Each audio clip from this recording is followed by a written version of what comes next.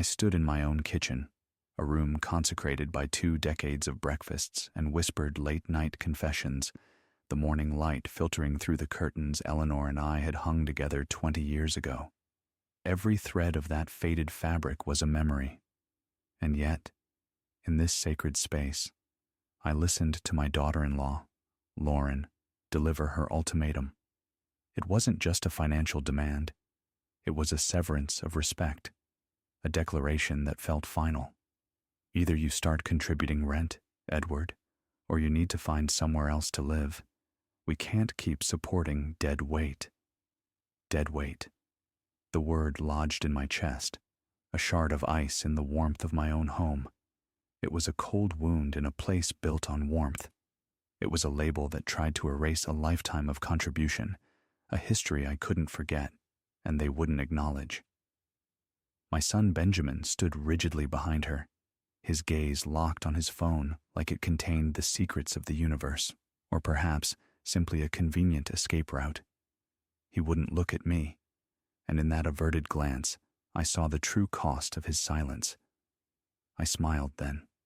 Not a genuine smile, nothing grand, just a small, tight interior smile. It was the quiet, chilling realization that settles over you when the last threads of a long-held suspicion finally snap into absolute certainty. It was never about the money, was it? I thought. It was about power and a desperate lack of respect. The clarity was like a physical blow, yet it also felt liberating. "How much rent did you have in mind?" I asked. Lauren's eyes lit up. She leaned in, anticipating the surrender. She'd been expecting a fight. 2,000. A month, plus utilities. That's below market rate. Really? You're getting a deal. $2,000. The figure echoed in the house my late wife Eleanor and I had bought in 1992, the house consecrated by the simple, beautiful milestones of a life built together. This was the driveway where Benjamin, all knees and scraped palms, had learned to ride his first bike. This was the foundation whose mortgage I'd paid off in full back in 2003. The walls themselves felt like they were listening, silently judging the absurdity of the scene. I am 70 years old. I had retired from my position 5 years ago, shortly after Eleanor passed. The cancer, a brutal thief, had taken everything precious from us, our future plans, our health, our easy laughter, everything but our commitment to each other. And then, with a final devastating cruelty, it took her too. The silence she left behind was louder than any demand for rent.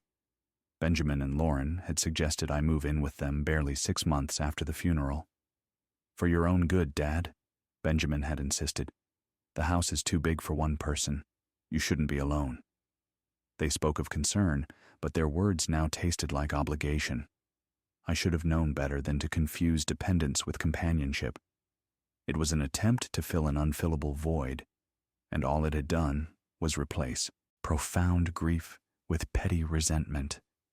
That afternoon, the decision made, the path forward clear, I made a single phone call. "Mr. Harrington." The voice on the other end was Harold's, warm, familiar, reliable. "It's been a while." "Hello, Harold. I need to ask you something." There was a silent understanding between us, a mutual knowledge forged in years of shared purpose.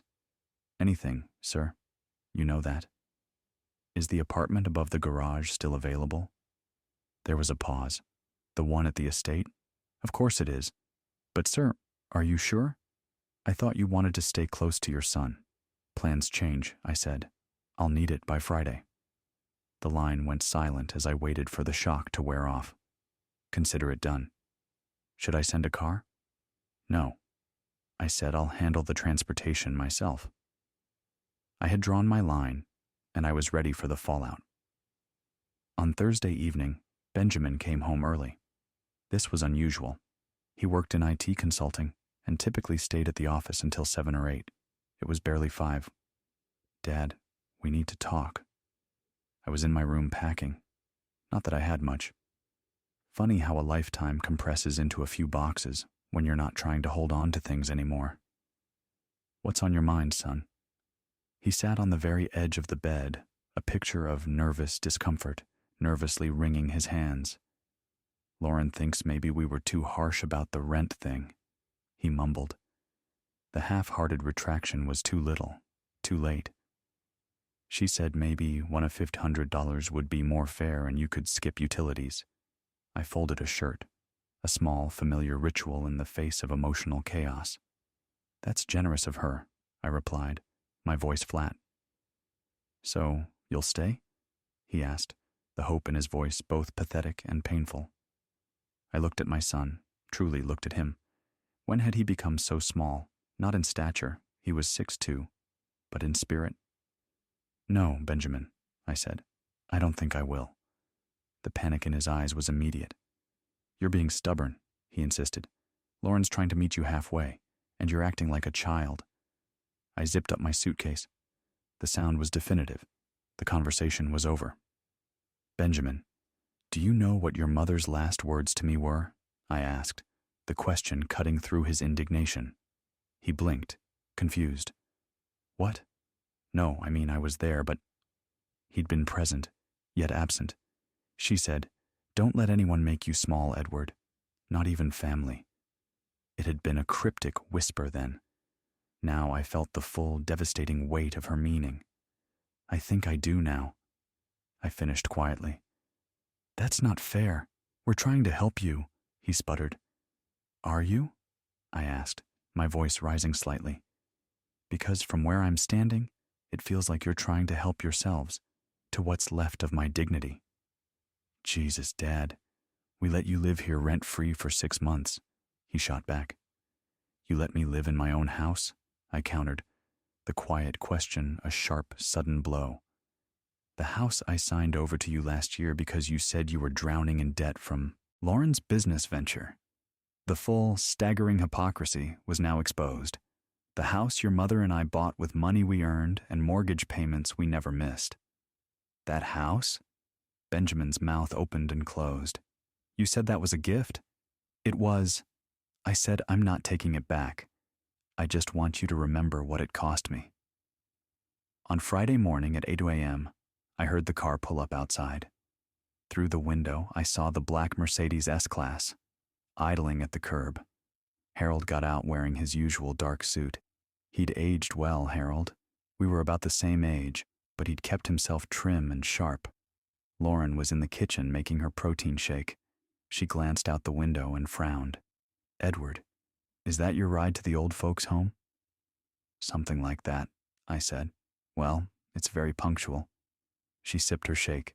No point letting space go to waste, is there? Make sure you take all your things. We're converting your room into a home gym. Already planned out, I see. No point letting space go to waste. Benjamin came downstairs, still in his pajamas. Dad, you don't have to do this. We can work something out. It's already worked out, I said. Harold approached the front door. When Lauren opened it, she looked him up and down, sizing him up with that calculating, transactional expression she reserved for things she deemed worth her time. She saw the expensive suit, the immaculate car idling at the curb, and yet her mind still couldn't compute the reality before her. I'm here for Mr. Harrington, Harold stated simply. Yeah, he's ready. She dismissed me, already turning away to bark orders at Benjamin about the new home gym. Harold took my 1 suitcase and 2 boxes. That was everything I needed for my new life, a lifetime compressed. The rest of Eleanor's things, the photography books, her grandmother's quilt, the memories I couldn't part with, were already safely arranged in a storage unit. I wouldn't burden Benjamin with his mother's legacy, not when he'd shown so little interest. As Harold held the car door open, I slid into the black Mercedes S-Class. Through the window, I could see Benjamin standing on the porch, his hands shoved deep in his pockets, a picture of belated confusion. Lauren was already gone. Where to, Mr. Harrington? Harold asked. His voice was a lifeline. Home, I said. Take me home. We drove north, swiftly leaving the sterile cookie-cutter subdivision where Benjamin and Lauren lived. We passed the highway signs and familiar landmarks of a city life I was shedding like an ill-fitting coat. heading onto the open highway leading out of Vancouver. Harold asked no questions. That was the quiet competence I valued. 90 minutes passed, and the dense urban sprawl gave way to rolling hills and rich farmland. It was late October, the air crisp, and the maples were staging their final glorious burst of color before the long, silent settling of winter. Eleanor, my pragmatic, artistic wife, had adored this time of year.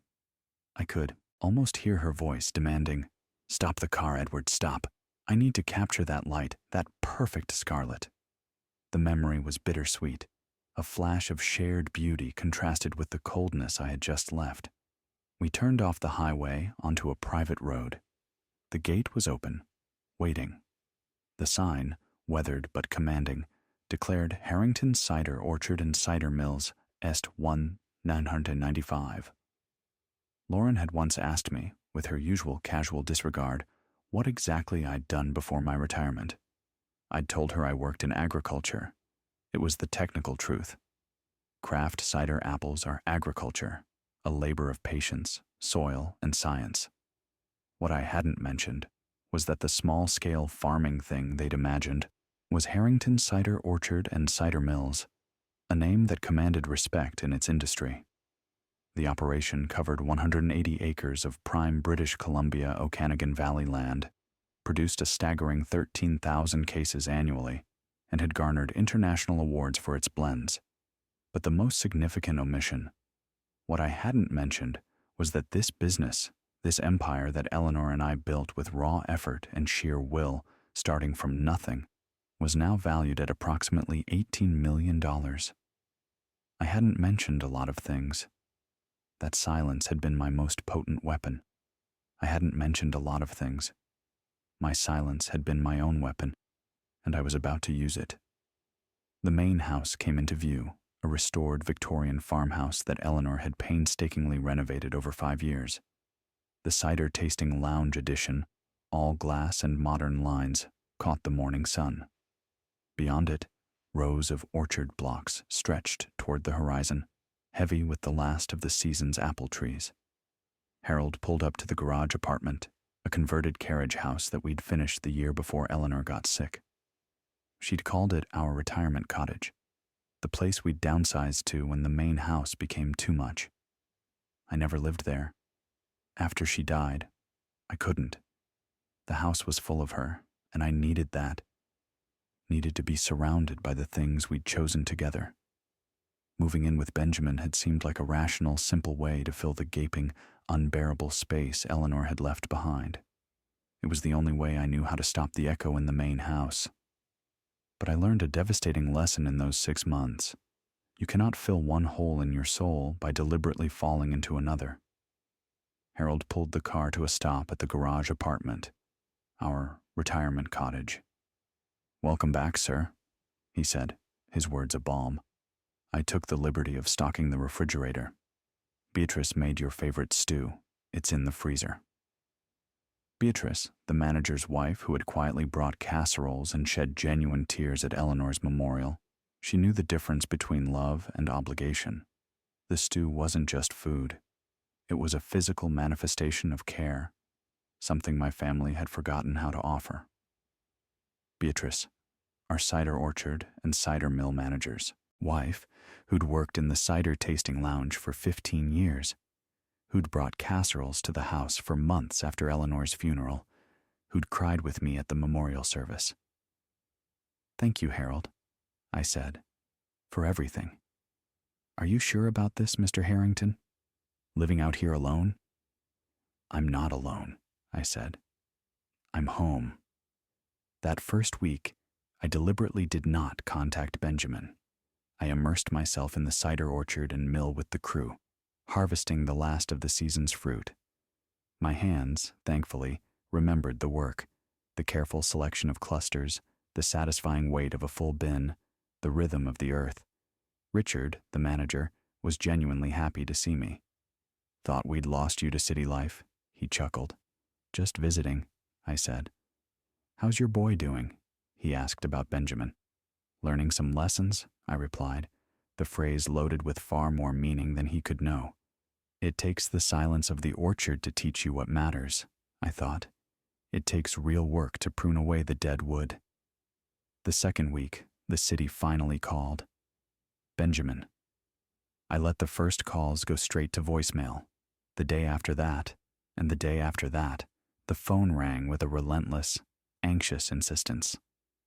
On the fourth attempt, I answered. Dad, where are you? I've been trying to reach you for days, he demanded. I've been busy, I said, my voice steady. Busy with what? Are you okay? Are you eating properly? The sudden concern was jarring, manufactured. I'm fine, Benjamin. How are the renovations going? I steered the conversation back to the reality he cared about. Forget the renovations. We need to talk. Can I come see you? Where are you living? He pressed. Somewhere safe, I said. Somewhere I can afford the rent. The silence on his end was heavy. So come back. We'll figure something out. No rent. Just come back. He's panicking. Not missing me. Panicking. Why? I asked, the single word ringing with a demand for honesty. Why do you want me back? I could hear his breath catching, the frantic scramble for a justifiable reason. Because you're my father, he finally offered, the words sounding hollow, like a rehearsed line. That's the first honest thing you've said in months, I acknowledged. But it's not enough. And with that, I ended the call. The third week, Lauren called. This was interesting. Lauren never called me directly. Edward. Hi, it's Lauren. Listen, I know we got off on the wrong foot with the whole rent thing. I was stressed about money, and I took it out on you. I'm sorry. Thank you for the apology, I said. So, you'll come back? No. Why not? I just apologized. Lauren, can I ask you something? I interrupted her fragile apology. Do you know what I did before I retired? You worked in agriculture, some kind of farming thing, right? She rattled off, the memory clearly trivial to her. Something like that, I confirmed. She dove back to her agenda. We'd really like you to come back. Benjamin misses you. And I could use your help with something. There it is. What's that? I asked, though I already knew the answer. I'm starting a new business, an online boutique for sustainable fashion. I could use some startup capital, maybe 20 or 30,000. You must have some savings, right? She skipped the pretense entirely. I'd pay you back with interest. I almost laughed. The absurdity was breathtaking. Lauren, I don't think I'm the right investor for you. Her voice sharpened, the fake sweetness dissolving instantly. Why not? You don't believe in my vision? The transaction was laid bare. I'm sure your vision is fine, I said, but I'm not comfortable mixing family and business. That's ridiculous. Families should support each other. I agree, I said. Families should support each other. I hung up. The fourth week, I got a letter from a law firm. Benjamin and Lauren were concerned about my well-being and were exploring options for having me evaluated for competency. The letter suggested that perhaps I was not in a stable mental state to be making decisions about my living situation. I called my own lawyer, Jennifer Walsh. We'd worked together for 20 years, since she'd helped Eleanor and me structure the cider orchard and cider mill as a business entity. They're fishing, Jennifer Walsh, my lawyer, stated flatly. We had worked together for 20 years, since she'd structured the cider orchard and mill as a business entity. They can't force a competency evaluation without cause. Have I done anything that would suggest diminished capacity? I asked. I moved out of my son's house and declined to invest in my daughter-in-law's business? That sounds perfectly rational to me, Jennifer said. They were trying to take my money, and when that failed, they tried to take my mind. It was the ultimate betrayal. Do you want me to respond? She asked. Not yet, I said. Let's give them a bit more rope. I needed them to show their entire hand to confirm the full extent of their greed and lack of empathy. The fifth week they did. Benjamin showed up at the cider orchard and mill. I was in the cider tasting lounge, a space of glass and warm wood, reviewing orders with Beatrice when I saw his BMW pull up. A new, expensive car that made me wonder again about the depth of his debt problems. He walked in and simply froze, staring. The lounge was humming with life. A wedding party was doing a private tasting, 30 people laughing, surrounded by photos of Eleanor and me, framed awards, and the evidence of 2 lifetimes of hard work. "Can I help you, sir?" Beatrice asked Benjamin, her voice impeccably professional. "I'm looking for Edward Harrington," he said, still scanning the room, as if the man he sought could not possibly be me. "And you are?" "His son." Beatrice's face remained composed, but a subtle, knowing shift occurred in her eyes. She knew everything. "I'll see if he's available." She came to the office where I'd retreated when I saw Benjamin arrive. "He's here," she said quietly. "Want me to send him away?" "No," I said. "Let him wait. I'll be out in a minute." I made him wait a full 15 minutes. It wasn't an act of cruelty, but a silent declaration of priorities. The wedding party had paid for a premium experience, and their satisfaction was my business. When they were finally settled with their craft cider flights, I walked out. Benjamin was standing before a photo of Eleanor and me at the Lieutenant Governor's Awards, holding the gold medal for our Riesling blend. He was staring at his mother. "Is that Mom?" he asked, still unable to meet my eyes. "Yes," I confirmed. "She looks happy." She was. He's looking for a person, not a resource, but only after he saw the scale of the resource. The contrast between the vibrant, successful woman in the photo and the small man standing before it, a man who charged his father rent, was devastating. He turned to face me. "What is this place, Dad?" "This is Harrington Cider Orchard and Cider Mills. My cider orchard and cider mill. Your mother's and mine." "Your cider orchard and cider mill?" "Yes." "You own this?" "I do." He looked around the room again at the expensive fixtures, the professionally designed space, the steady stream of customers. "How much is this worth?" "Does it matter?" "Dad, you let me think you were broke. You let me and Lauren treat you like you needed charity." "You treated me that way on your own," I said. "I never asked for charity." "But you could have told us." "Why?" I asked. "So you'd treat me better? So you'd respect me because of what I own instead of who I am?" He didn't have an answer for that. "Your mother and I built this business over 25 years, I said. "We started with nothing but a dream and a loan. We were terrified we couldn't pay back. We worked 18-hour days. We learned everything from scratch. We failed more times than we succeeded, but we kept going." I didn't know. Benjamin said, "You never asked. When I retired, you assumed I just worked some ordinary job. When I moved in with you, you assumed I was dependent on your generosity. You made assumptions, Benjamin, and I let you, because I wanted to see who you really were when you thought I had nothing to offer you. That's not fair, isn't it? Let me ask you something. When was the last time you called me just to talk? Not to ask for something. Not because Lauren wanted you to, but just to see how I was doing." He opened his mouth, closed it. "When was the last time you asked me about your mother? About what I miss about her? About how I'm handling being alone?" He looked away, unable to hide the guilt. His eyes were getting red. "When was the last time you treated me like a person instead of an obligation?" "Dad."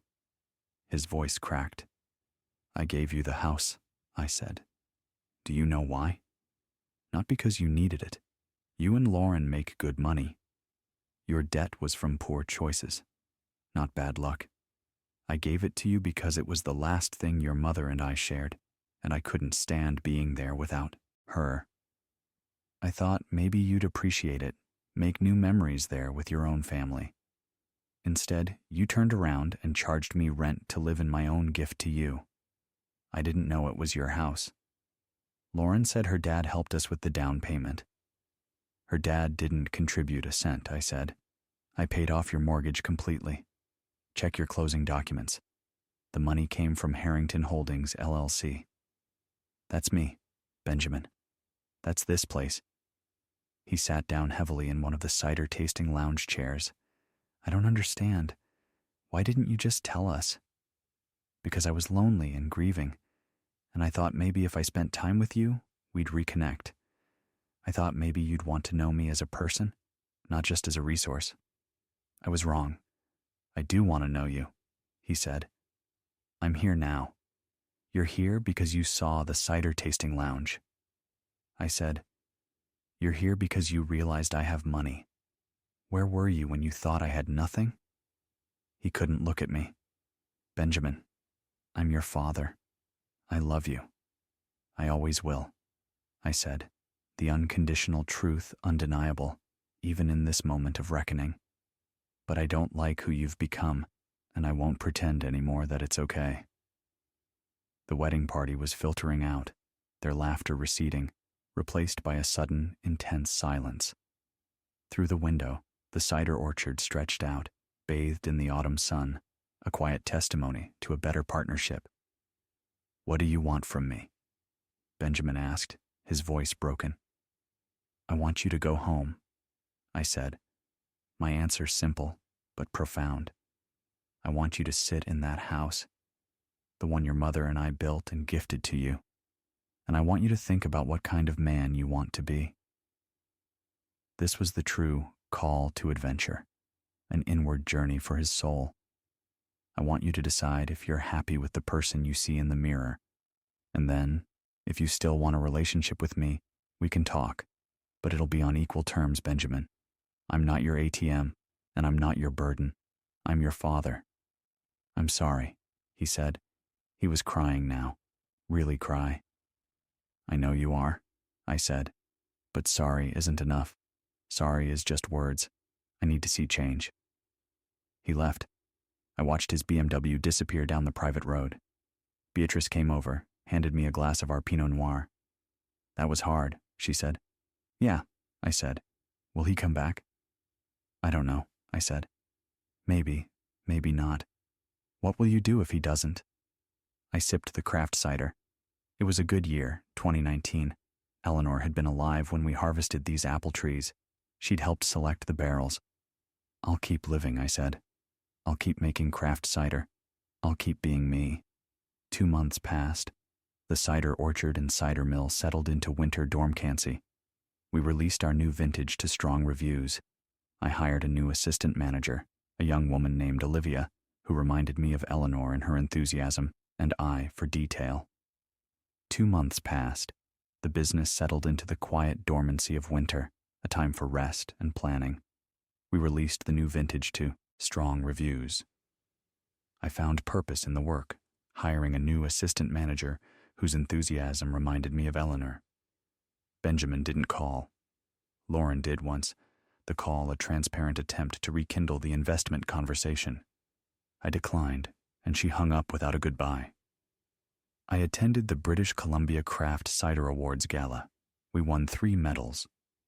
The local paper wrote a story about the reclusive vintner who built a cider empire. They got it wrong. I hadn't been retired. I'd just been lost, grieving, misplaced, and, in my own way, testing the moral fiber of my son. The next morning, the silence was broken. Benjamin showed up again, unannounced. No call ahead, just appeared at the carriage house door. He looked different, thinner, maybe tired. Can I come in? He asked. I stepped aside. He looked around the apartment, taking in the space. It was simple but comfortable. Photos of Eleanor on the walls, my books, a view of the cider orchard and cider mill through big windows. Nice place, he said. It suits me. Dad, I've been doing a lot of thinking about what you said about the kind of man I am, and I don't like what I found. He sat down without an invitation, a clear sign his defenses were down. Lauren and I separated. I moved out last month. I'm sorry to hear that, I said, and I meant it. It wasn't a marriage, Benjamin admitted. It was a partnership of convenience that stopped being convenient. He confessed that she'd wanted my money, and when that failed, she had sought it elsewhere, admitting to an affair. "I'm sorry," I repeated, the pity real. "The house," he continued, the subject a heavy burden. "Your house. I want to give it back. I don't deserve it. I know that now. He can't live there because every room reminds him of how badly he treated you, of his mother, of everything he took for granted. I found an apartment. I'm selling the BMW. I'm paying off my actual debts," he stated, listing acts of genuine accountability. "I'm also going to therapy," he added. "The therapist asked me to describe my relationship with you, and I realized I couldn't. Not really." He finally saw the man, not the obligation. "I knew facts about you, but I didn't know you. You were young when your mother and I started the cider orchard and cider mill." I said, "We were so busy building this place that we probably didn't spend as much time with you as we should have. That's on me, too." "But Claire died," he whispered, the name a raw, open wound in the room. "And instead of leaning on you and Mom, I pulled away. I blamed you guys for not watching her closer." Claire. 15 years later, the pain was still too close to touch. "The accident wasn't your fault or ours," I soothed. "It was just a terrible thing that happened. I know that now, but I spent 15 years being angry at everyone, including myself. Then Mom got sick, and I couldn't deal with that either. I worked more, stayed away more." His voice cracked. "After she died, having you around was just a reminder of everything I'd failed at." His grief became resentment. I realized then that we had both been grieving, just in different, destructive ways. "When you moved in with us, part of me was trying to make up for lost time," he confessed. "But the other part of me resented you, resented that you'd had this full life with Mom, this business, this purpose, and I was just coasting. So, when Lauren pushed for the rent, I let her because it felt like, finally, you needed me instead of the other way around." His confession was the bitter fruit of his lifelong struggle.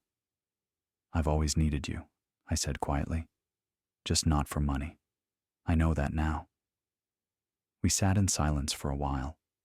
Outside, a pair of cardinals landed in the maple tree, bright red against the snow. "I've always needed you," I said quietly. "Just not for money. I know that now." We sat in the quiet of the converted carriage house. Outside, a pair of cardinals, bright red against the soft white snow, landed in the maple tree, a fleeting moment of perfect color. "Can I ask you something?" Benjamin asked. "Why did you give me the house if you knew I didn't deserve it?" "Because I hoped that having something real and substantial from your mother and me, something that was ours, might make you think about what really matters." I paused. I was wrong about that too. But I don't regret trying. "I want to work here," he said suddenly, "at the cider orchard and mill. I don't know anything about craft cider, but I can learn.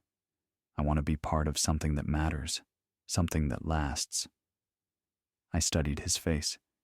He was fragile, but genuine. "On one condition," I said. "You start at the bottom. You work in the orchard with the crew. You learn how the apples are grown before you touch any business operations." "Whatever it takes," he agreed.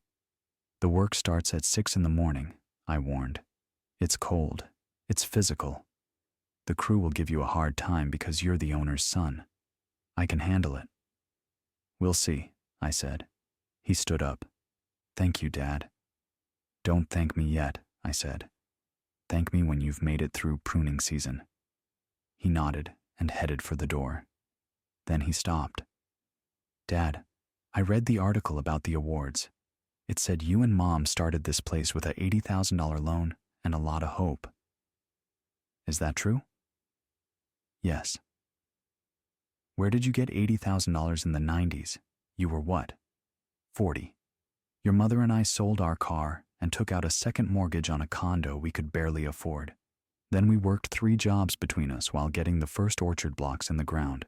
It was stupid and terrifying, and the best decision we ever made. You risked everything, Benjamin murmured, the weight of the sacrifice finally sinking in. We did, I confirmed, because we wanted to build something together, something that would last beyond us. We wanted to make something beautiful. Did you? He asked. I looked out the window at the cider orchard, resting and sleeping under its blanket of snow, waiting for spring. The quiet field was my answer. Yes, I said, we did. The true legacy was not the $18 million, but the beauty and resilience we created together. Benjamin showed up the next Monday at 5:45 in the morning, wearing new boots and clothes that had clearly never seen a day of real work. The journey had begun. Richard assigned him to pruning duty under Carlos, one of our most experienced workers who had exactly 0 patience for incompetence.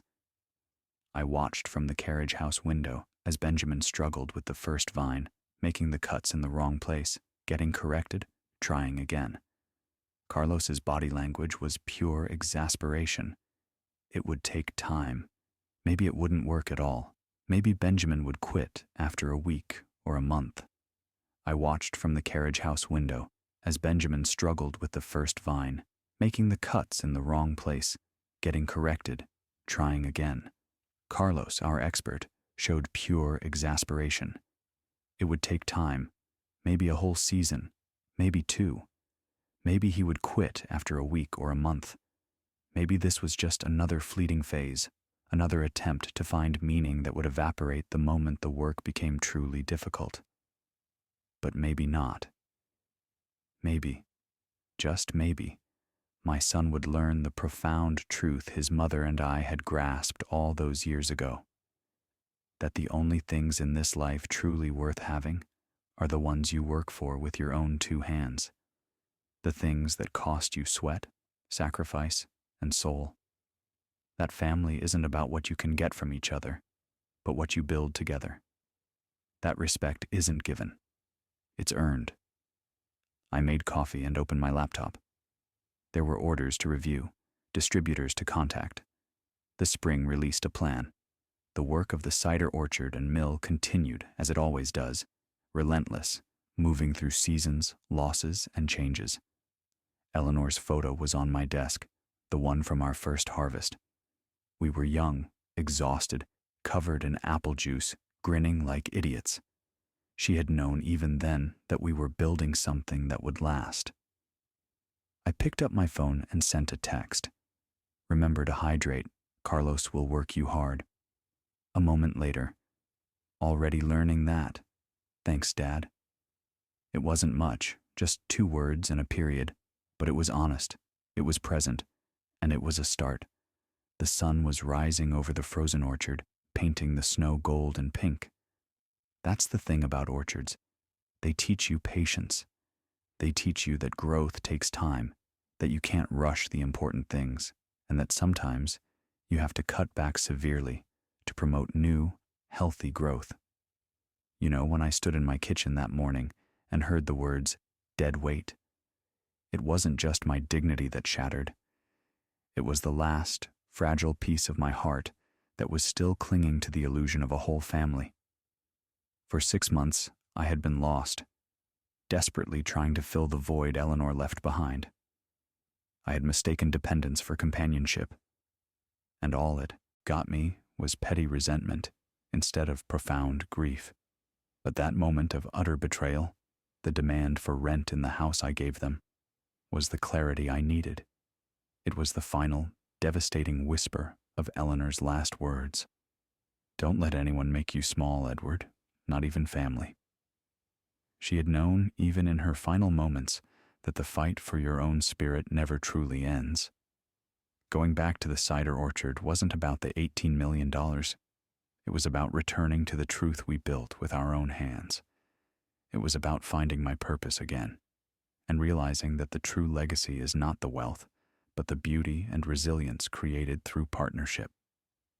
Harold's simple, "Welcome back, sir," felt like a blessing when I said, "I'm not alone, I'm home." I finally meant it. Now, watching Benjamin struggle with the pruning hook, I see a man finally doing the hard work of the soul. He is learning that respect is earned, not given.